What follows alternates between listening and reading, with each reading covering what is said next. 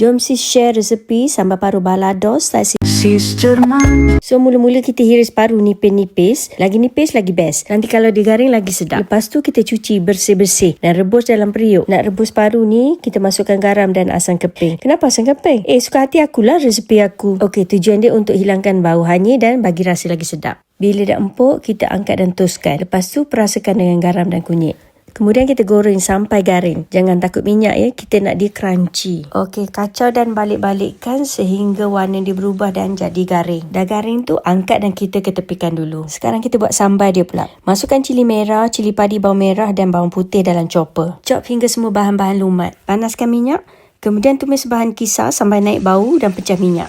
Kita guna je minyak yang goreng paru tadi. Bila dah pecah minyak, perasakan dengan gula garam dan sedikit cuka bagi rasa balance. Pedas, masam, manis semua cukup rasa. Bila warna sambal dah cantik merah menyala, masukkan paru yang kita goreng tadi. Kacau sampai sepati dan akhir sekali tabur beberapa helai daun limau bagi wangi semerbak. Okey, dah siap. Boleh hidang dengan nasi panas-panas. Nampak sedap betul. Confirm tambah. Paru ni susah sangat nak dapat dekat Jerman tau. Sis kat sini memang jarang jumpa. Bertuah korang kat Malaysia boleh beli hari-hari. Harga pun murah je. Okey, itu saja sis nak share resepi sambal paru balado yang simple tapi sedap. Selamat mencuba.